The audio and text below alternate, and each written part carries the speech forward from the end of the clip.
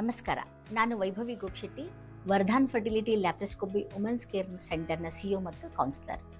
ನಾನು ಕೌನ್ಸಿಲರ್ ಆಗಿ ಹೆಚ್ಚು ಮಕ್ಕಳಿಲ್ಲದ ದಂಪತಿಗಳಿಗೆ ನಿಮ್ಮ ಸಂಬಂಧಗಳನ್ನು ಚೆನ್ನಾಗಿ ಇಟ್ಕೊಳ್ಳಿ ಅಂತ ಹೇಳ್ತೀನಿ. ಯಾಕಪ್ಪ ಇವರು ಇನ್ಫರ್ಟಿಲಿಟಿ ಸೆಂಟರ್ನಲ್ಲಿ ಇದ್ಕೊಂಡ್ಬಿಟ್ಟು ಮಕ್ಕಳಾಗೋದ್ರ ಬಗ್ಗೆ ಹೇಳೋದ್ಬಿಟ್ಟು ಸಂಬಂಧಗಳನ್ನ ಯಾಕೆ ಚೆನ್ನಾಗಿ ಇಟ್ಕೊಳ್ಳಿ ಹೇಳ್ತಾ ಇದ್ದಾರೆ ಅಂದರೆ, ನೀವು ಸಂಬಂಧಗಳು ಚೆನ್ನಾಗಿದ್ದಾಗ ನೀವು ಹ್ಯಾಪಿ ಇರ್ತೀರಾ. ನೀವು ಹ್ಯಾಪಿ ಇದ್ದಾಗ ನಿಮ್ಗೆ ಮಕ್ಕಳು ಸುಲಭವಾಗಿ ಆಗುತ್ತೆ ಅನ್ನೋದು ಒಂದು ಸೈಕಾಲಜಿಕಲ್ ರಿಲೇಟೆಡ್ ಇರೋದ್ರಿಂದ ನಾನು ನಿಮಗೆ ಸಂಬಂಧಗಳನ್ನ ಚೆನ್ನಾಗಿಟ್ಕೊಳ್ಳಿ ಅಂತ ಹೇಳ್ತೀನಿ. ನಿಮಗೆಲ್ಲ ಕಪ್ಪು ಹಂಸ ನೋಡಿದ್ದೀರಿ ಅಂತ ತಿಳ್ಕೊಳ್ತೀನಿ. ಕಪ್ಪು ಬ್ಲ್ಯಾಕ್ ಸ್ವ್ಯಾನ್ ಅಂತ ನಾವು ಹೇಳ್ತೀವಿ ಇಂಗ್ಲೀಷ್ನಲ್ಲಿ.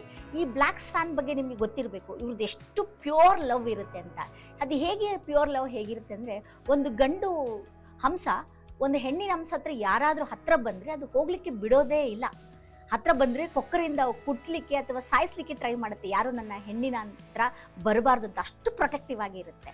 ಸೊ ಅದೇ ರೀತಿ ಗಂಡು ಅಥವಾ ಹೆಣ್ಣು ಹಂಸ ಯಾರಾದರೂ ಒಂದು ಅದು ಪಕ್ಷಿ ತೀರ್ಕೊಂಡೋಯ್ತು ಅಥವಾ ಸತ್ತೋಯ್ತು ಅಂತಂದರೆ, ಇನ್ನೂ ಒಂದು ಊಟ ನೀರು ತ್ಯಾಗ ಮಾಡಿಬಿಟ್ಟು ಅದು ಸತ್ತೋಗುತ್ತೆ, ಅಥವಾ ಮೇಲಿಂದ ಜಂಪ್ ಮಾಡಿಬಿಟ್ಟು ಪ್ರಾಣವನ್ನು ತ್ಯಾಗ ಮಾಡುತ್ತೆ. ನೋಡಿ, ಅಂದರೆ ಒಂದು ಗಂಡು ಹೆಣ್ಣಿನ ಬಿಟ್ಟಿರೋಕ್ಕಾಗಲ್ಲ, ಒಂದು ಹೆಣ್ಣು ಗಂಡನ ಹಂಸನ ಬಿಟ್ಟಿರ್ಲಿಕ್ಕಾಗಲ್ಲ ಅಂತ. ಎಷ್ಟು ಪ್ಯೂರ್ ಲವ್ ಇದೆ.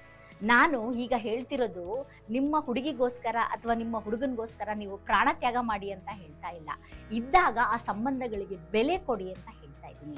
ಹೇಗಪ್ಪ ಬೆಲೆ ಕೊಡೋದು ಅಂತ ಹೇಳಿದರೆ, ನಮ್ಮ ಭಾರತದ ಸಂಸ್ಕೃತಿನಲ್ಲಿ ನಾವು ನೋಡಿರ್ಬೋದು, ಅಂದರೆ ಇಂದ ನಮ್ಮ ಇಂಡಿಯನ್ DNA ಮೇಲ್ ಈಗೋ ಅನ್ನೋದು ತುಂಬ ಎತ್ತಿ ತೋರಿಸುತ್ತೆ. ನಾವು ಸಮಾನತೆ, ಇಕ್ವಾಲಿಟಿ ಅಂತ ಕೇವಲ ಮಾತಾಡ್ತೀವಿ, ಆದರೆ ನಮ್ಮ ಸಮಾಜ ಇನ್ನೂ ಪುರುಷ ಪ್ರಧಾನವಾಗಿದೆ. ಈ ಮೇಲ್ ಈಗೋ ಅನ್ನೋದು ಎಷ್ಟು ಡಾಮಿನೇಟ್ ಆಗಿದೆ ಅಂದರೆ, ಮೇಲ್ ಈಗೋ, ನಾನು ದುಡಿತಾ ಇದ್ದೀನಿ, ನಾನು ಹೊರಗಡೆ ಹೋಗ್ತಾ ಇದ್ದೀನಿ, ನಾನು ದುಡಿಯೋದ್ರಿಂದ ಎಲ್ಲ ಆಗ್ತಾ ಇದೆ ಅನ್ನೋದು ಮೇಲ್ ಈಗೋ, ಮೇಲ್ ಡಾಮಿನೇಟ್ ತುಂಬ ಆಗಿದೆ. ಇದರಿಂದ ಹೆಣ್ಮಕ್ಳಿಗೆ ತುಂಬ ಸಪ್ರೆಸ್ ಮಾಡುತ್ತೆ. ಈ ಕೇವಲ ಹೌಸ್ ವೈಫ್, ನೀನು ಮನೆಗೆ ಮಾತ್ರ ಸೀಮಿತ ಅನ್ನೋದನ್ನು ಅಂಡರ್ಎಸ್ಟಿಮೇಟ್ ಮಾಡಿಬಿಡ್ತಾರೆ, ತುಂಬ ಗ್ರ್ಯಾಂಟೆಡ್ ಆಗಿ ತಗೊಳ್ತಾರೆ. ಇದರಿಂದ ಏನಾಗ್ಬಿಡುತ್ತೆ ಅಂದರೆ, ಅವಳು ಮಾನಸಿಕವಾಗಿ ಕುಗ್ಗಿಬಿಡ್ತಾಳೆ. ಮಾನಸಿಕವಾಗಿ ಕುಗ್ಗಿದಾಗ ಅವಳದ್ದು ಬೆಸ್ಟ್ ಅನ್ನೋದು ಕೊಡೋಕ್ಕಾಗಲ್ಲ, ಅವಳು ಹ್ಯಾಪಿಯಾಗಿರೋಕ್ಕಾಗಲ್ಲ. ಇವಾಗ ಹ್ಯಾಪಿಯಾಗಿರೋಕ್ಕಾಗಲ್ಲ, ಅವಾಗ ಹಾರ್ಮೋನ್ಸ್ ಇಂಬ್ಯಾಲೆನ್ಸ್ ಆಗುತ್ತೆ, ಡೆಫಿನೆಟ್ಲಿ ಮಕ್ಕಳಾಗಲಾರ್ದಂಗಿರುತ್ತೆ. ಸೊ ಇದರಿಂದ ಏನು ಅರ್ಥ ಆಗುತ್ತೆ ಅಂತ ಅನ್ನೋದು, ಈ ಸಂಬಂಧಗಳಿಗೆ ಬಹಳಷ್ಟು ನಾವು ಇಂಪಾರ್ಟೆನ್ಸ್ ಕೊಡಬೇಕು ಅನ್ನೋದು ಒಂದು. ಈಗ ನೀವು 2 ಗಿಡಗಳನ್ನು ಒಂದೇ ಪ್ಲೇಸಲ್ಲಿ ಇಟ್ಟು ಒಂದೇ ಹೂವಿನ ಗಿಡಗಳನ್ನು ಹಾಕಿ ಅದು ಎರಡಕ್ಕೂ ನೀರು ಹಾಕಿ ಮಾಡಬೇಕಾಗಿರೋದು ನೀವು ಇಷ್ಟೇ.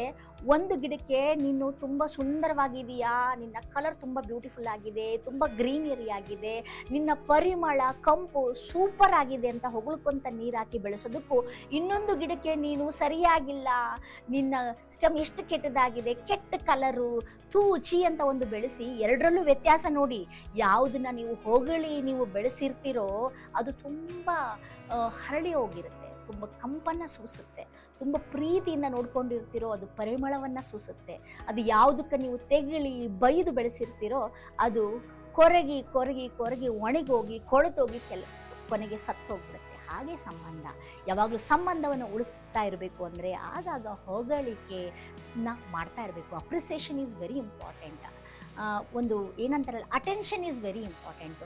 ಅಡುಗೆ ಚೆನ್ನಾಗಿದ್ದಾಗೆ ಅಡುಗೆ ಚೆನ್ನಾಗಿ ಕಾಣಿಸ್ತಿರಬೇಕಾದಾಗ ಚೆನ್ನಾಗಿದೆ. ನೀನು ಒಂದು ಒಳ್ಳೆ ಮಾತನ್ನು ಹೇಳಿದೆ, ಯಾರೇ ಆಗಿರಲಿ, ಗಂಡು ಹೆಣ್ಣಿಗಾಗಿರ್ಬೋದು, ಹೆಣ್ಣು ಗಂಡಿಗಾಗಿರ್ಬೋದು, ಇದರಿಂದ ಏನಾಗುತ್ತೆ, ಸಂಬಂಧಗಳು ಉಳಿಯುತ್ತೆ, ಅದೊಂದು ಜೀವ ತುಂಬುತ್ತೆ. ಆ ಜೀವ ತುಂಬೋದ್ರಿಂದ ಈ ಮಕ್ಕಳಾಗಿರುವಂಥ ಸಮಸ್ಯೆನೇ ಅನಿಸೋದಿಲ್ಲ. ಬರುವ ದಿನಗಳಲ್ಲಿ ಈಸಿಯಾಗಿ ಎಲ್ಲ ಪ್ರಾಬ್ಲಮ್ಸು ಸಾಲ್ವ್ ಆಗಿ ಕೊನೆಗೆ ನೀವು ಮಕ್ಕಳನ್ನು ಮಾಡ್ಕೋಬೋದು.